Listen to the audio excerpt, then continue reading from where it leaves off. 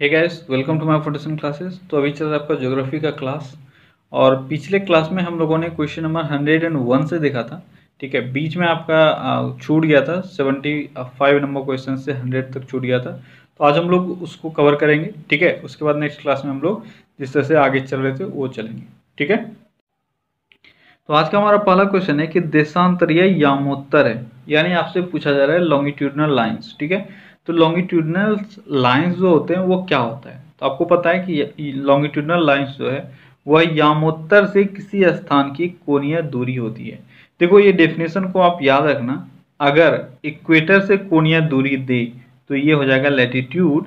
लेकिन अगर यामोत्तर यानी प्राइम मेरिडियन, ठीक है, प्राइम मेरिडियन, इसको मुख्य यामोत्तर भी बोलते हैं, इस स्थान से किसी चीज का कोणीय दूरी दे तो वो हो जाएगा देशांतर रेखा या लॉन्गिट्यूड लाइन। ठीक है, दो ही चीज आपको याद रखना है, कोणीय दूरी आपका दोनों में सेम है। अगर इक्वेटर से कोणीय दूरी पूछा जाएगा तो हो जाएगा लैटिट्यूड, और अगर प्राइम मेरिडियन से या मुख्य यामोत्तर से कोणीय दूरी बोला तो ये हो जाएगा लॉन्गिट्यूड। ठीक है, अगला क्वेश्चन है कि पर्वतीय वायुमंडल निम्न के कारण ठंडा होता है।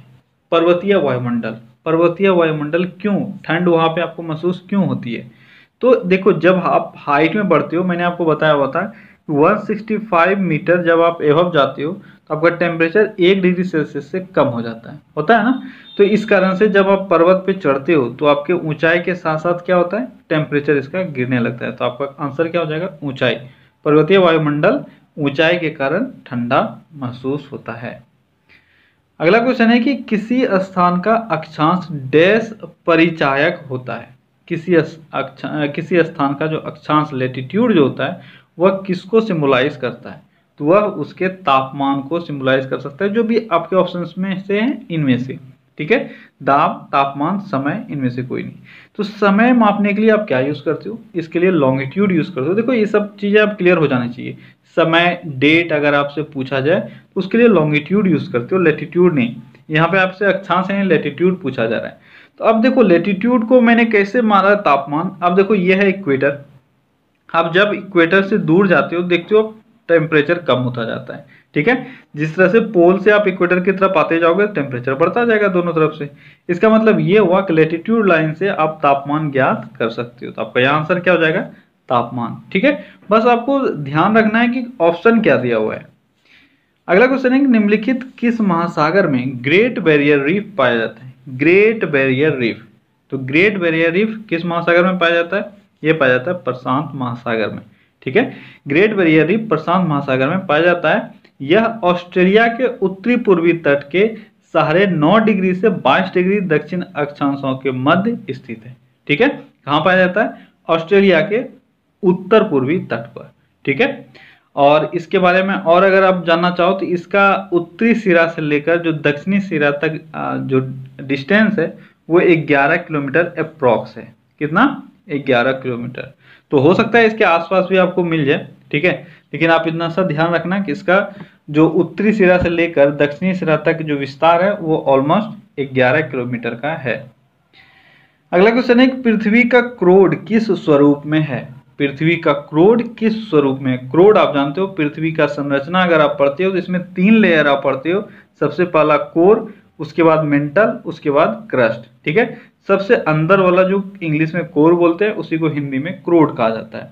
तो क्रोड का स्वरूप कैसा होता है, तो क्रोड का स्वरूप होता है, इसमें से देखो, बर्फ, गर्म गैस, लोहा, पिघले हुए द्रव। तो आपका यहाँ आंसर क्या हो जाएगा, लोहा। क्योंकि आप इसको बोलते हो नीफे। नीफे आपने सुना होगा, नीफे। तो हम लोग कोर जो है उसको नीफे भी बोलते हैं, उसमें लोहा और निकल होता है। तो यहाँ निकल है नहीं, तो यहाँ पर आपका आंसर क्या हो जाएगा, लोहा। और ये ऑलमोस्ट सॉलिड स्टेट में ही पाया जाता है। ठीक है, यहाँ पे थोड़ा सा बहुतों को कंफ्यूजन होता है कि इंटरनल है, इस कारण से लिक्विड में होगा, ये सॉलिड में ही होता है, ये आपको याद रखना है। ठीक है, अगला क्वेश्चन है, वायुमंडल के बाह्यतम परत को क्या कहा जाता है। तो देखो, एक बहुत ही डिफिकल्ट क्वेश्चन, आप लोगों में से किसी को नहीं आता होगा, है ना। मैंने तो कभी बताया ही नहीं है वायुमंडल के बाह्यतम परत को क्या कहते हैं। इसको कहा जाता है एक्सोस्फीयर। अगर मैंने नहीं बताया तो फिर मैं बताऊंगा भी नहीं। चलिए बढ़ते हैं अगला क्वेश्चन, अगले क्वेश्चन की तरफ। अगला क्वेश्चन है, घास क्षेत्र जहां वृक्ष नहीं होता है। घास क्षेत्र जहां वृक्ष नहीं होता है वो कौन सा है। ये एक इंपॉर्टेंट क्वेश्चन है। देखो, सवाना, लेनोस, कैंपोस, उपर्युक्त में से कोई नहीं। एक अगर मैं बात करूं कि घास क्षेत्र जहां पे वृक्ष नहीं होता, एक आपका इसमें बेस्ट एग्जांपल हो सकता है वो है सवाना। ठीक है, सवाना एक ऐसा क्षेत्र है जहां पे घास तो होते हैं लेकिन वहां पे वृक्ष, बहुत लंबे लंबे वृक्ष नहीं होते हैं। ठीक है, छोटी छोटी झाड़ियां होती है सवाना में। अगला क्वेश्चन है कि जेब्रा किस वन में पाया जाता है? जेब्रा किस वन में पाया जाता है? तो जेब्रा पाया जाता है सवाना फॉरेस्ट में। किसमें पाया जाता है? सवाना फॉरेस्ट में। सवाना में चरने वाले बड़े जंतुओं की सबसे अधिक किस्में यहीं पर पाई जाती है। ठीक है, और जेब्रा और इस तरह के जो भी जिराफ, हिप्पोपोटामस जो भी हैं, हाथी भी यहाँ पाए जाते हैं। इसके बड़े बड़े झुंड आपको देखने को मिल जाएंगे सवाना फॉरेस्ट में। अगला क्वेश्चन है कि सारगैसा सागर या सारगोसा सागर, दोनों में से कुछ भी आपको मिल सकता है। सारगैसा सागर कहाँ स्थित है?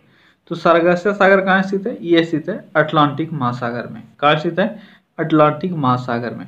अब देखो, उत्तरी अटलांटिक महासागर में गल्फ स्ट्रीम और केनारी, गल्फ स्ट्रीम और केनारी दोनों, गल्फ स्ट्रीम प्लस केनारी, ठीक है, प्लस केनारी, ये दोनों जब मिलती है तो मिलने के बाद सारगैसा सागर का निर्माण होता है। अब यहाँ से आप कंफ्यूज मत करना।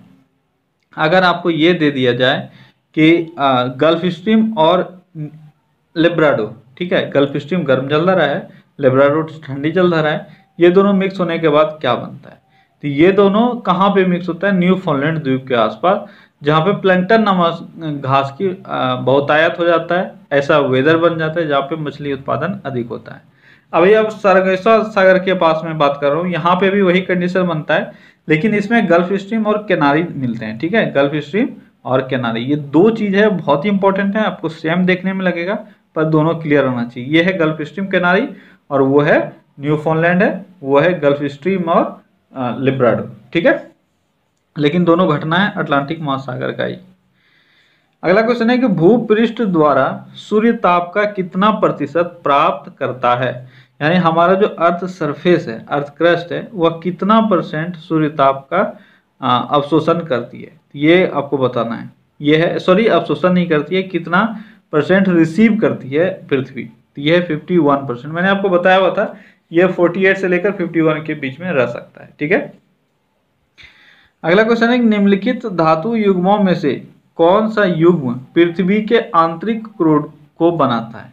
तो आंतरिक कोर यानी इंटरनल कोर जो है उसमें क्या क्या होता है? तो अभी मैंने आपको बताया था, उसको कहते हैं नीफे, यानी निकल और कोयला, सॉरी लोहा। ठीक है, नीफे, नी से निकल और एफी से आयन, तो इसको बोलते हैं नीफे। अगला क्वेश्चन है कि मिट्टी की रचना सामान्यतः निम्न प्रक्रिया द्वारा होती है। मिट्टी का निर्माण जनरली किस प्रक्रिया से होता है? यहाँ आपका आंसर हो जाएगा अपक्षय। ठीक है, कौन सा है? अपक्षय। अब देखो, मिट्टी का निर्माण में जो मेनली फोकस किया जाता है वो है आपका वेदरिंग और एरोजन, वेदरिंग एंड एरोजन। ठीक है, ये प्रोसेस अपनाया जाता है। अब वेदरिंग एंड एरोजन का मतलब हो गया अपक्षय और अपर्दन, ये दोनों। तो आप दोनों में से क्या चुनोगे? अब देखो, निर्माण होने का जो मेन प्रोसेस है वो है अपक्षय। अगर दोनों साथ में दे दे तो आप चुनोगे अपक्षय यानी वेदरिंग। ठीक है, वेदरिंग के कारण मिट्टी का निर्माण होता है, एरोशन के कारण फिर वो मूव होके आपके फील्ड पे आता है। तो इसी कारण से दोनों प्रोसेस अपनाया जाता है, लेकिन मेन जो होगा वो होगा अपक्षय। अब और भी प्रोसेस है, जैसे यहाँ पे आपको निक्षेपण मिल जाएगा, ये भी एक प्रोसेस है। लेकिन ये प्रोसेस है क्या? ये सब डिकम्पोजिशन वाला प्रोसेस होता है, लेकिन ये भी एक मेथड है जिस तरह से आप नदी से मिट्टी का निर्माण होता है, उन सब चीजों से। लेकिन मेनली जो स्टोन वगैरह से, अगर यहाँ पे आपको दे दिया जाता है कि नदी से किस तरह से होता है, तब आपका निक्षेपण हो जाता है। लेकिन जनरली हम लोग मिट्टी का निर्माण जो पढ़ते हैं वो है आपके बड़े बड़े रॉक से मिट्टी का निर्माण। ठीक है, और उसके लिए प्रोसेस अपनाया जाता है वेदरिंग का या अपक्षय का। अगला क्वेश्चन है कि जैसे जैसे हम वायुमंडल में ऊंचाई की तरफ बढ़ते हैं तो वायु डैश होती है। तो वायुमंडल में जब आप ऊंचाई की तरफ बढ़ते हो तो वायु का जो विड्थ है, ठीक है, वो क्या होते जाता है? वो होता जाता है पतला। ठीक है, वायु क्या होता जाता है? पतला होता जाता है, यानी वायु की जो डेंसिटी है वो कम होता जाता है और वायु कम होता जाता है जैसे जैसे आप ऊपर जाते हो। और एक टाइम ऐसा आता है जहां पे आप बिना वायु में पहुंच जाते हो, यानी आप शून्य में पहुंच जाते हो, वहां पे वायु है ही नहीं। अगला क्वेश्चन है निम्नलिखित में से सबसे छोटा महासागर कौन सा है? सबसे छोटा महासागर, तो सबसे छोटा महासागर है आर्कटिक महासागर। कौन सा महासागर है? सबसे छोटा ये है आर्कटिक महासागर, और सबसे बड़ा महासागर कौन सा है? सबसे बड़ा महासागर है प्रशांत महासागर। ठीक है। अगला क्वेश्चन है कि हिमालय क्षेत्र की चट्टानें मुख्य रूप से हैं। हिमालय क्षेत्र की चट्टानें मुख्य रूप से कैसी हैं? तो अगर आप हिमालय क्षेत्र में जाओ तो यहाँ आपको जो मेन चट्टान मिलेगा वो मिलेगा सेडिमेंट्री। ठीक है, बहुत इंपॉर्टेंट है, आप इसको याद रखना, क्योंकि यहाँ पे जनरली लोग अपसादी चट्टान मार देंगे। ठीक है, लेकिन हिमालय पर्वत का निर्माण आपको पता होना चाहिए वोल्केनो से नहीं हुआ है। ठीक है, ये वोल्केनो से हिमालय पर्वत का निर्माण नहीं हुआ है। और हिमालय क्षेत्र में जो चट्टानें आपको दिखेंगी वो ज्यादातर कौन सी चट्टानें होती है? वो होती है परतदार चट्टान या सेडिमेंट्री रॉक्स। ठीक है। अगला क्वेश्चन है निम्नलिखित में से कौन एक जैविक चट्टान है? तो जैविक चट्टान कौन सा है? ये है कोयला। ये भी हम लोगों ने देखा हुआ है पहले कि जैविक कोयला एक जैविक चट्टान है, और इसी से आप लोगों को क्या प्राप्त होता है? संगमरमर हीरा और ग्रेफाइट। ठीक है, इसी का रूपांतरित रूप होके हीरा और ग्रेफाइट मिलता है। अगला क्वेश्चन है निम्नलिखित को सुमेलित कीजिए। अब यहाँ पे देखो दो कॉलम दिया हुआ है, एनीमोमीटर, सिस्मोग्राफ और सेक्रोमीटर और बैरोग्राफ। तो इसमें तीन है जिसको आप पहले से जान रहे हो, एनीमोमीटर, सिस्मोग्राफ और बैरोग्राफ। हो सकता है सेक्रोमीटर आप लोगों में से मैक्सिमम को नहीं आता होगा, सेक्रोमीटर क्या होता है, तो यहां से आपको वो याद कर लेना है। ठीक है, सेक्रोमीटर क्या होता है। चलिए हम लोग मैच करके देखते हैं। तो सबसे पहला है एनीमोमीटर। एनीमोमीटर का काम क्या होता है? ये होता है वायु का वेग बताना। ठीक है, एनीमोमीटर वायु का वेग मापता है। फिर है सिस्मोग्राफ। सिस्मोग्राफ ये है भूकंप से संबंधित, भूकंप का मेजरमेंट ये करता है। कौन है? सिस्मोग्राफ। इसके बाद आपका दो बच गया, एक है सेक्रोमीटर और एक है बैरोग्राफ। तो बैरोग्राफ तो आप जानते हो ये है वायु दाब, तो बच क्या गया? ये है सेक्रोमीटर और ये है आर्द्रता मापने वाला, यानी ह्यूमिडिटी मापने वाला। और ह्यूमिडिटी मापने के लिए जो आप यंत्र जानते हो वो है हाइग्रोमीटर। ठीक है, तो हाइग्रोमीटर, सेक्रोमीटर भी एक तरह का हाइग्रोमीटर ही है।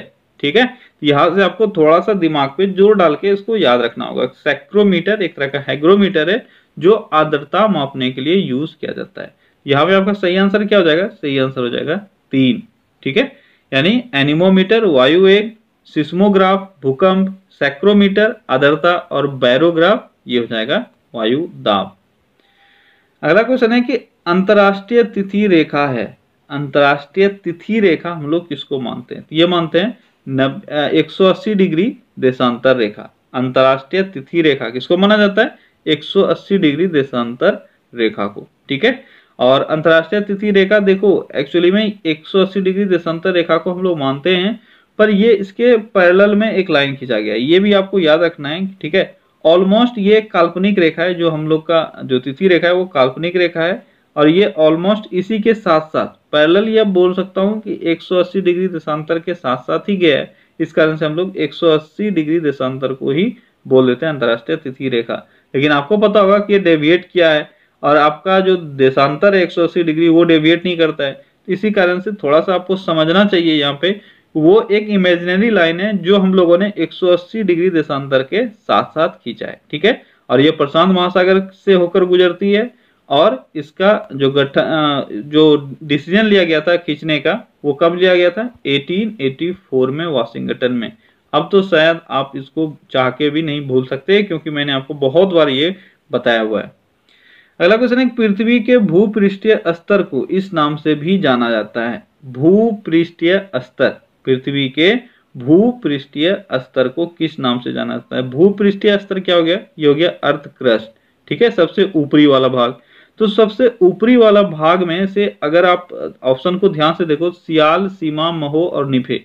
अब सियाल और सीमा ये दो चीजों को आपने पढ़ा हुआ है। ठीक है, तो सीमा जो है वह निचला पार्ट है और सियाल है ऊपर वाला पार्ट। ठीक है, आपको हमेशा ये याद रखना है कि सियाल जो है ऊपर वाला पार्ट है और सीमा है निचला वाला पार्ट। तो यहाँ पे आपका क्या हो जाएगा? ये हो जाएगा सियाल। भूपर्वतीय क्षेत्र को क्या किस रूप में जाना जाता है? सियाल।